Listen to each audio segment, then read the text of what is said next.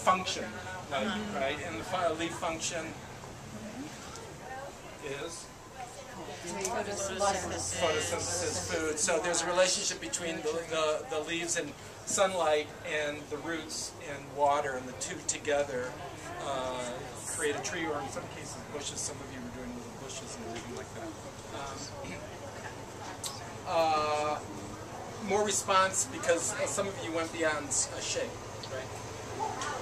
And somebody in our group brought up the idea of what preys upon these leaves. So maybe their shape has to do, or their texture has to do with their ends. Yeah, survival, protective things, defense mechanisms, and all that cause them over time to find shape. So shape, size, shape, anything else? Absorbing water, shade, protective structure, like berries. Yeah, so environment plays a big role in the shape of the tree. So how much water there is, how much sunlight there is, whether they're in a natural environment, and how they evolve. He did mention to me that water and the ability for a leaf, which is basically involved with sunlight, deals with water to either absorb the water or repel the water,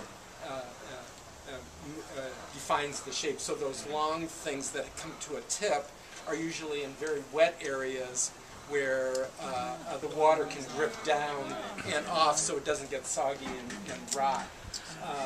And then the pine needles, nobody collected, well, they're only around here, but the pine needles are for the trees that are not deciduous. So there's also involved is the cycle of the tree, whether they drop their leaves, that'll determine the shape as well.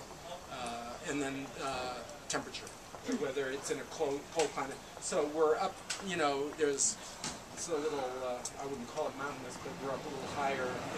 And so in a natural environment, the trees up high are different from the trees down below. And the extreme example is desert things that every tree will create leaves that will help it survive. And so the connection, I don't want to hammer it, but there's a connection to students and their survival. And these are very privileged leaves because they're very protected, tended, cared for, and their natural enemies are being eradicated as we speak. Except this one. Yeah. This one already It had, nothing was right. It had a good one. It had a good one. There we go. That's right. Yeah. And what would happen is inquiry. So your questions, you know, if they were students, then would be, well, we have hypothesis, now we need to find out something.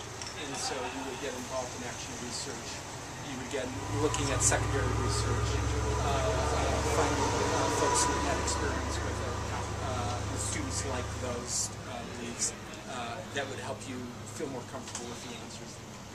With her comment, though, that goes to students. How can we nurture our students in the same way, make sure that they're protected or that they're getting nourished in the ways that will make them flourish, in the same way that these